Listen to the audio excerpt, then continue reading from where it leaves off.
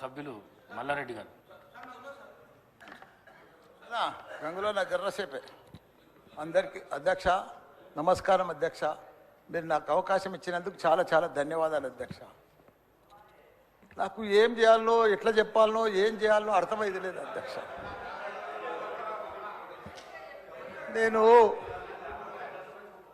పాలమ్మిన అధ్యక్ష, పువ్వులు అమ్మిన అధ్యక్ష, పెద్ద పెద్ద విద్యా సంస్థలు తెరిచిన అధ్యక్ష. ప్రపంచంలోనే భారతదేశంలోనే పెద్ద విద్యా సంస్థలు తెలంగాణ ఎవరికన్నా ఉన్నాయంటే అవి మల్లారెడ్డికి ఉన్నాయి అధ్యక్ష. కానీ ఇప్పుడు అంతా అయోమయం ఆగం ఉంది అధ్యక్ష.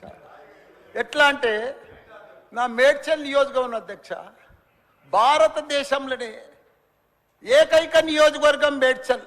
నేను జిల్లా చెప్తలేను అధ్యక్ష, నియోజకవర్గం నాది పెద్దది అధ్యక్ష. 7 మున్సిపాలిటీలు, 3 కార్పొరేషన్లు, 61 గ్రామాలున్న ఏకైక మేడ్చల్ నియోజకవర్గం మల్లారెడ్డి అధ్యక్ష. మల్లారెడ్డి దాన్ని అతులం కుతులం చేస్తున్నారు అధ్యక్ష. దాన్ని జిహెచ్ఎంసీ అని ఇప్పుడు నా తన 7 మున్సిపాలిటీలు ఉన్నాయి, 3 కార్పొరేషన్లు ఉన్నాయి, 61 గ్రామాలు ఉన్నాయి. అందులో 28 గ్రామాలు తీసి మున్సిపాలిటీలలో కలిపేసారు పక్కకున్న గ్రామం. ఆ మున్సిపాలిటీలన్నీ ఇప్పుడు వాళ్ళ పీరియడ్ అయిపోగానే జనవరి 27కు అవి జిహెచ్ఎంసీలో చేస్తారట. నా టైంలో ఒక్కటే పీరియడ్ అయింది వాళ్ళు గెలిచి. నా దగ్గర ఒక్క మేడ్చల్ నియోజకవర్గంలోనే కార్పొరేటర్లు, కౌన్సిలర్లు, మేయర్లు, జిల్లా పరిషత్ చైర్మన్లు, సర్పంచ్లు, ఎంపీటీసీలు, వార్డు మెంబర్లు వీళ్ళందరూ కలిసి ఒక్క మేడ్చల్లో 444 మంది నా తన లీడర్లు ఎదిగిరు అధ్యక్ష.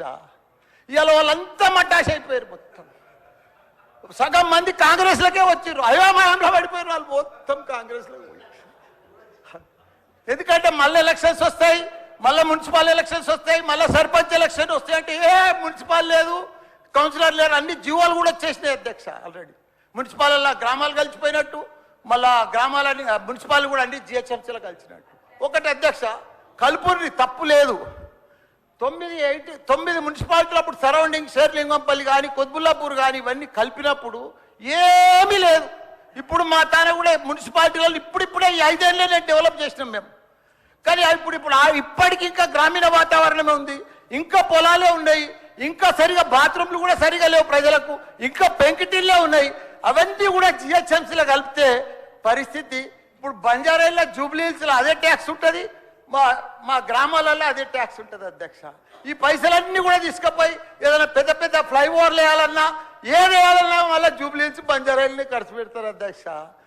మా పుణ్యాన్ని మా మున్సిపాలిటీలో అట్లనే ఉండని, ఇంకో పీరియడ్ ఉండని, ఇంకో 2 ఉండని. శ్రీధర్ బాబు గారు మా సీఎం కూడా చెప్పండి మీరు దయచేసి ఈ సభ ద్వారా మా మున్సిపాలిటీలో ఇంకో పీరియడ్ ఉంటే మంచిగా అవుతుంది. ఎందుకంటే గ్రామీణ ప్రాంతాలు ఉన్నాయి, ఇంకా వ్యవసాయాలు ఉన్నాయి, ఇంకా పెంకటిళ్ళు ఉన్నాయి. మనం అన్ని ఇప్పుడు అన్ని కూడా జిహెచ్ఎంసీలో కలిసినట్టు. నాకు గ్రామర్ రూరల్ లేదు, ఎంపీటీసీ లేదు, సర్పంచ్ లేడు, కౌన్సిలర్ లేడు, ఓన్లీ కార్పొరేటర్. అది కూడా 20-30 వేలకు ఒక్కరు అవుతారు. 444 మంది పోయి 40 మంది కూడా గారు 8-10 మంది అవుతారు నా నియోజకవర్గం. 6,48,000 ఓట్లు ఉన్నాయి అధ్యక్ష. అది అయిపోయిందా? ఈ పార్టీకి అయిపోయింది. దయచేసి అది చెప్పినా మీకు అంత మనవించుకున్నా. హైడ్రా భారతదేశంలోనే మన హైదరాబాద్ అంటే తెలంగాణ రాష్ట్రం అంటే ప్రపంచమంతా మోగిపోయింది అధ్యక్ష.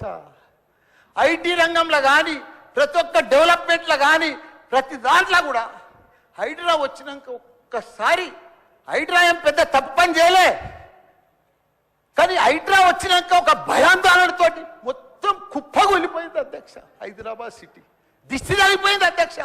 నువ్వేమన్నా అనుకో, ఎందుకంటే నాకు పెద్ద ల్యాండ్ బ్యాంక్ ఉంది, నాకు పెద్ద విద్యా సంస్థలు ఉన్నాయి, నాకేం నష్టం లేదు, నేనేం ఎఫ్టీఎల్లో లేను, బఫర్ జోన్లో లేను. నేను జనరల్గా చెప్తున్నా, అభివృద్ధి అమెజాన్, గూగుల్, ఫేస్బుక్, యాపిల్ లాంటి కంపెనీలు అమెరికా తర్వాత ఇక్కడ మన హైదరాబాద్ తెచ్చిండు మన కేటీఆర్ అధ్యక్ష.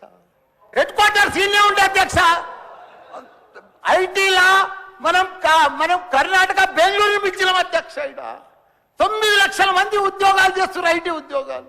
పెద్ద పెద్ద ప్రపంచం అంతా కూడా హైడ్రా తీసుకొచ్చి పెద్ద పెద్ద వాళ్ళకు బుగులు పట్టిపోయింది అధ్యక్ష. గరీబ్ వాళ్ళు అయితే గుండెలు వలిగిపోయినాయి అధ్యక్ష. మరి అది ఎందుకు తెచ్చిర్రో ఏమో మళ్ళీ నాకు అర్థం కాదు.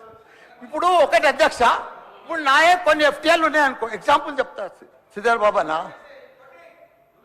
మన ఇంట్లో మన సెల్ ఫోన్లో చూస్తే మన భూమి వన్ జర్సెప్టీ ద ఫ్లో ఆగిపోతుంది అన్న. మీకు దండం పెడతా, మీరంతా చాలా మేధావులు.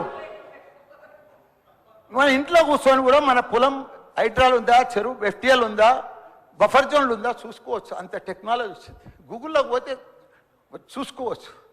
చూసి ఎవరెవరికి ఉందో ముందే నోటీసులు ఇచ్చి ఓపికతో అర్జెంట్ ఏముంది, తెల్లారి శుక్రవారం పొద్దుగల్లే పోయి శనివారం పొద్దుగల్లే పోయి కూలగొట్టాలని ఏముంది అధ్యక్ష.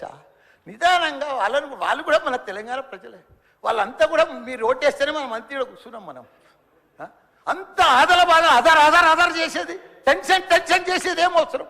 మంచిగా నోటీస్ ఇచ్చి బాబు చేంజ్ చేసుకో, మార్చుకో, చూసుకో, నీకు ఇది ఇస్తాం, గరీబోడు ఉంటే ఇది ఇస్తాం, ఈ బెడ్రూమ్లకు అని నిమ్మడంగా చేస్తే అయిపోయాయి కదా.